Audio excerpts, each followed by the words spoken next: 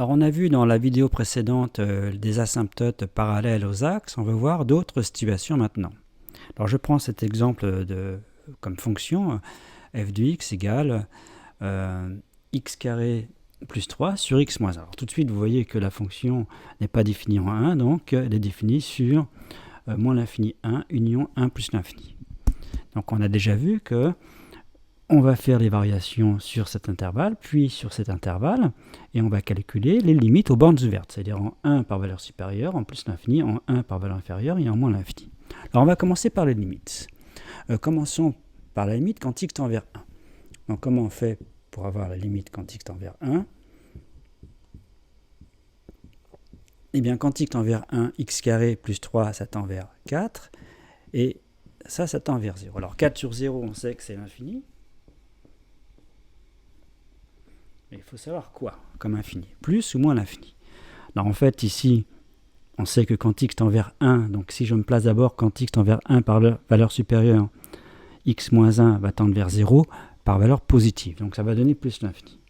Alors si vous n'êtes pas sûr des 0 plus, il est bon de faire le signe de x moins 1. Si on fait le signe de x moins 1, on obtient ça. Ça pourrait être quelque chose de plus compliqué ici.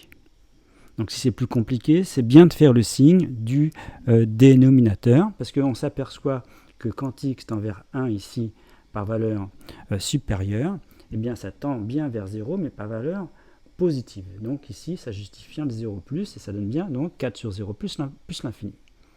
Donc ici, je vais mettre plus l'infini. Maintenant, quand x tend vers 1 par valeur inférieure, eh bien vous remarquez que x moins 1 tend vers 0, mais par valeur négative. Là, ça tend toujours vers 4, donc ça va donner moins l'infini. Donc moins l'infini.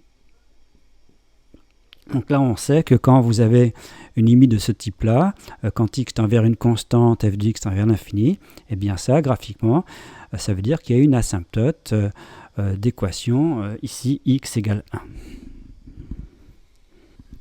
Alors maintenant, la limite en plus l'infini, en moins l'infini. Alors quand x tend vers plus l'infini, x carré plus 3, ça tend vers plus l'infini, x moins 1, ça tend vers plus l'infini. Donc on est dans le cadre d'une forme indéterminée.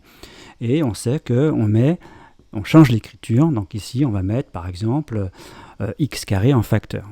Donc si on ne pourrait mettre que x en facteur en haut et x en facteur en bas. Mais la méthode générale consiste à mettre le terme de plus haut degré en facteur, parce qu'il y a un théorème qui dit qu'en plus l'infini, en moins l'infini, le quotient de deux polynômes se comporte comme le quotient des termes de plus haut degré. Donc ça, pour le démontrer, ça revient à mettre en facteur le terme de plus haut degré. Donc c'est ce que je fais.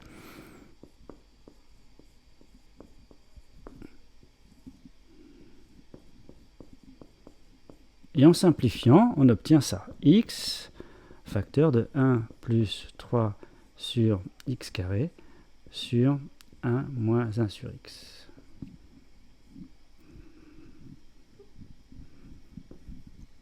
Bon.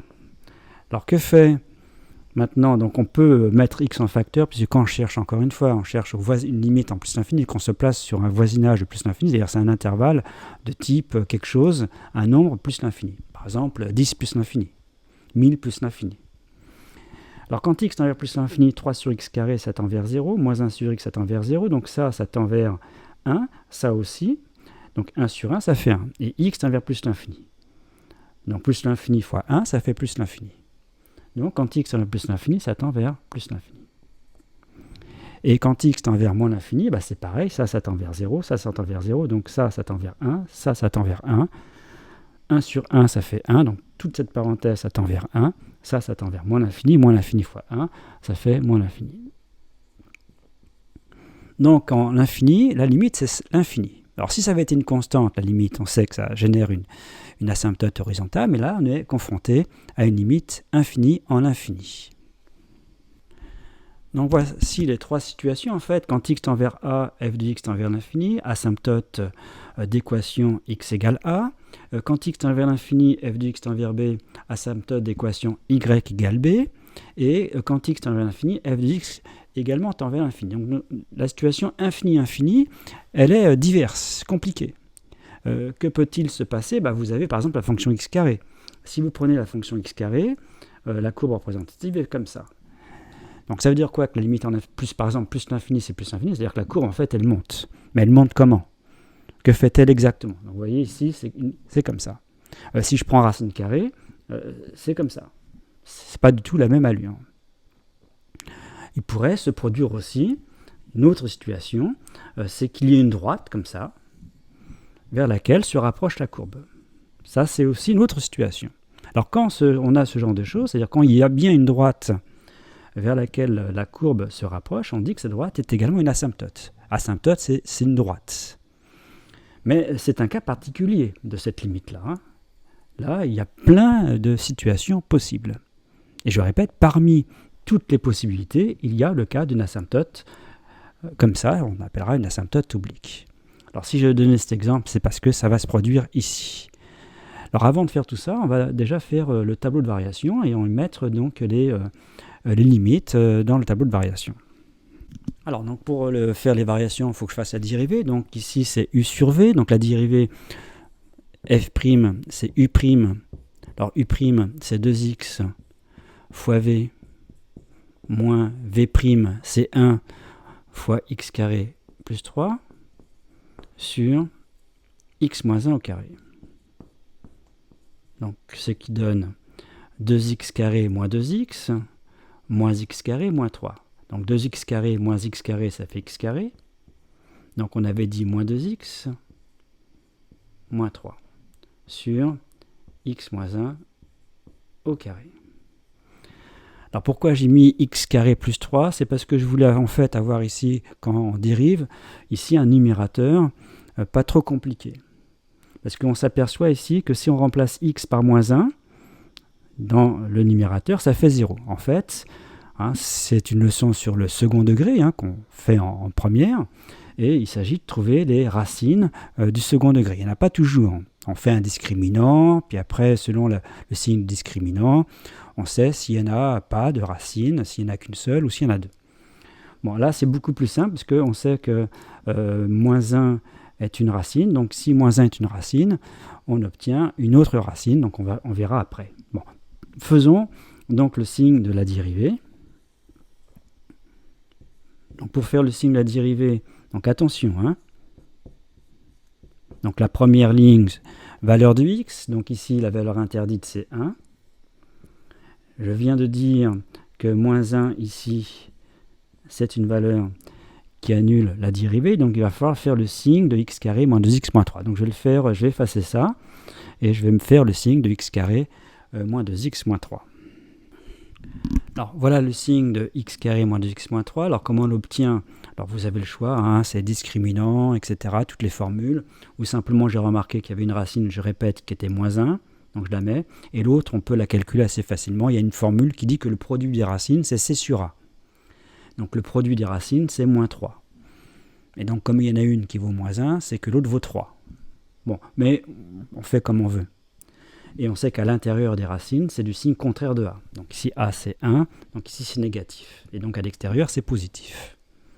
Et on sait que la dérivée est du signe de ça, puisque il y avait au numérateur de la dérivée, il y avait x moins 1 au carré, qui est positif. Donc ici, voilà donc, ce qu'on obtient. Donc ici, j'ai 3. Donc à l'intérieur des racines, c'est négatif. Donc je suis obligé de mettre 2 signes moins, puisque je vous rappelle que normalement, il y a 2 tableaux de variation. Là, il y a une double barre, puisque je fais qu'un seul tableau de variation. Et ici, donc, c'est positif. Donc la fonction f, elle est croissante, décroissante, décroissante et croissante. Alors remettons maintenant toutes les limites en plus l'infini. C'est plus l'infini. En 1 par valeur supérieure, c'est plus l'infini. En 1 par valeur inférieure, c'est moins l'infini. Et là, c'est moins l'infini. Donc on y met toutes les limites. Alors c'est bien également de calculer les valeurs ici des extrémums. Ici il y a un maximum, ici il y a un minimum. Alors si je remplace x par moins 1 ici, si on remplace x par moins 1 au carré, ça fait 1, 1 plus 3 ça fait 4, et ici ça fait moins 1, moins 2. Donc ça fait 4 sur moins 2, ça doit donner moins 2. Allez, moins 2. Et si je remplace x par 3, cette fois-ci, si je remplace x par 3, donc 3 au carré, ça fait 9, plus 3, ça fait 12, divisé par 3 moins 1, par 2, ça fait 6. Donc on a un tableau de variation complet, et avec les limites. Mais on ne sait pas ici ce qui se passe exactement en plus l'infini, et également en moins l'infini. Alors voilà la courbe représentative en bleu de la fonction f de x, la fonction f. Alors on remarque que l'on a bien une asymptote ici verticale d'équation x égale 1, c'est ce qu'on avait déjà vu. Donc on a ce bout de courbe là, on a également ce bout de courbe là. Je vous rappelle, dans le tableau de variation, on avait vu qu'elle croît ici de moins l'infini à moins 2. Donc ici, ce point-là, ça doit être le point de coordonnées moins 1, moins 2. Et ensuite ça décroît de moins 2 à moins l'infini. Et d'autre côté, sur l'intervalle 1 plus l'infini, on avait une fonction qui était donc décroissante, de plus l'infini ici à moins 6, à 6, et ensuite elle était croissante de 6 à plus l'infini. Bon, déjà, avec le tableau de variation, les coordonnées des deux extrémums, on a déjà une idée de la courbe. Le problème, c'est ces bouts de courbe-là, c'est cette branche, ce qu'on appelle une branche infinie ici. Bon, on voudrait préciser. Et en fait, ici, on a une asymptote également, c'est-à-dire une droite, vers laquelle la courbe se rapproche. C'est celle-ci. C'est la droite d'équation y égale x plus 1. Bon, alors, il faut démontrer que cette droite est bien asymptote à la courbe. Alors, comment démontre-t-on que cette droite est bien asymptote à la courbe? Eh bien, ce qu'on va faire, on va faire la différence entre f de x et x plus 1. Et on va démontrer que la différence, ça tend bien vers 0. Alors, on va voir sur un calcul comment on fait. Alors voilà la situation d'une asymptote oblique, c'est-à-dire une droite vers laquelle la courbe se rapproche. Alors comment veut-on démontrer cette situation? Alors dire que c'est une asymptote, ça veut dire que la courbe se rapproche de plus en plus. Ça veut dire que si je fais la différence entre f de x, et ici l'équation c'est y égale x plus 1, donc si je fais la différence entre f de x et x plus 1, donc on va calculer cette différence. Donc la première chose, cette différence, donc ici vous voyez l'écart entre la courbe et la droite, c'est la valeur absolue de cette différence. Cette différence, elle pourrait être négative si la courbe est en dessous. Donc si on prend la valeur absolue de cette différence, c'est exactement l'écart entre la courbe, ici si je prends x ici, eh bien cette distance, c'est la valeur absolue de ça. Et dire que cette droite c'est une asymptote, ça veut dire que cet écart est de plus en plus petit. Donc on va calculer cette différence et on va démontrer que cette différence, elle tend vers 0, quand x tend vers plus l'infini. Donc ça, c'est la première chose. Donc on va calculer cette différence et démontrer qu'elle tend vers plus l'infini. Et deuxième chose, on veut des positions relatives, parce qu'il se pourrait très bien que la courbe fasse par exemple ça, elle soit au-dessus, elle passe en dessous, puis après elle fasse ça. Ça arrive même fréquemment. Donc ça veut dire qu'ici, elle est au-dessus, la courbe, puis après elle est en dessous. Puis elle pourrait même faire des zigzags comme ça, osciller autour de son asymptote. Donc pour avoir les positions relatives, il faut faire le signe de la différence. Donc on va faire une fois pour toutes cette différence, et cette différence nous donne donc les deux renseignements. Donc faisons le calcul de la différence. Donc la différence moins x plus 1. Donc on réduit tout de suite au même dénominateur.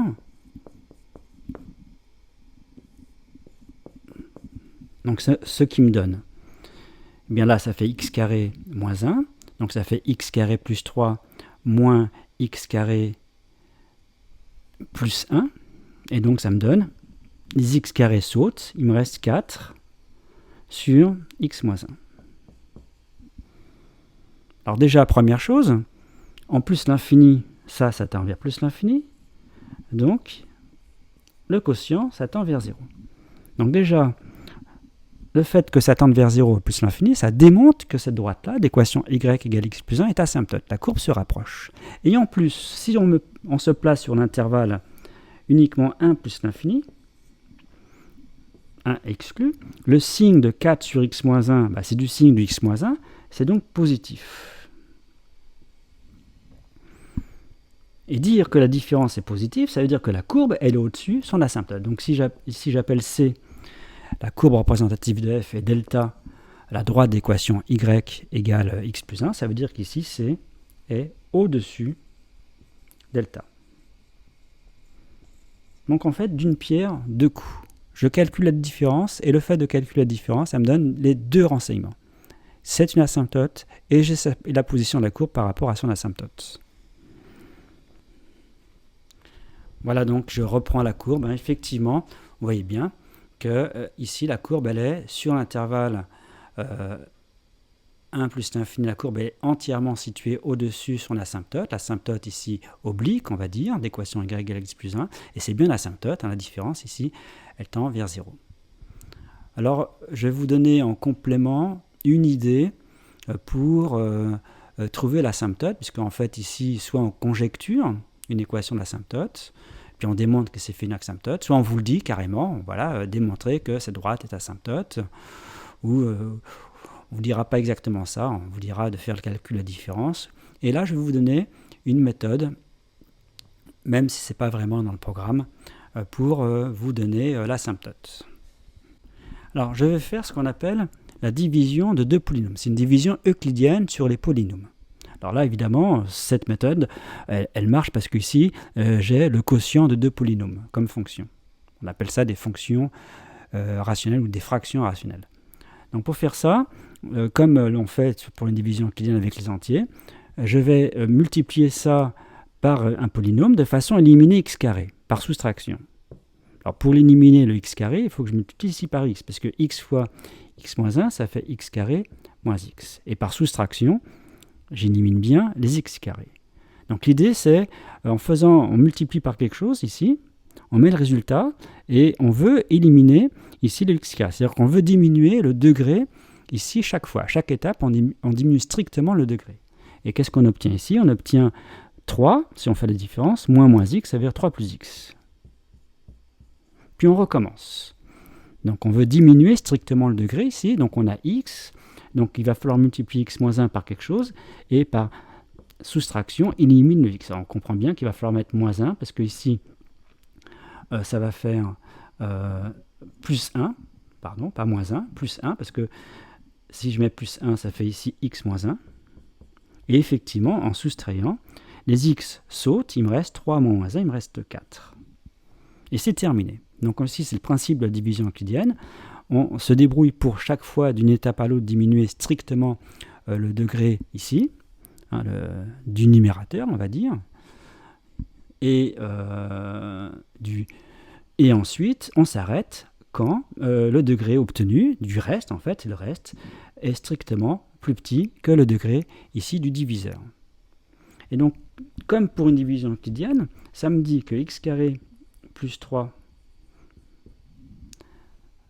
on connaît la formule, ça, c'est dividende, c'est diviseur fois quotient plus le reste. C'est exactement la même chose avec la division euclidienne des polynômes, ça fait x moins 1 fois x plus 1 plus 4. Bon. Et comment je récupère maintenant f? Il suffit de diviser par x moins 1. Je divise tout par x moins 1. Donc ça fait égal. Donc je divise tout par x moins 1. Donc là, il me reste le x plus 1. Plus 4 sur x moins 1.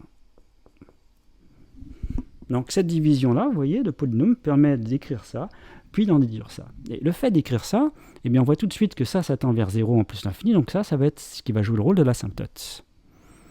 Donc ça, c'est quand on est autonome, si on veut faire ça de façon autonome, et surtout, ça concerne les fonctions de ce type-là. Pour d'autres fonctions, évidemment, s'il y a autre chose, ça sera autrement, ça sera plus compliqué. Il y a des méthodes plus générales que je ne traite pas dans cette vidéo.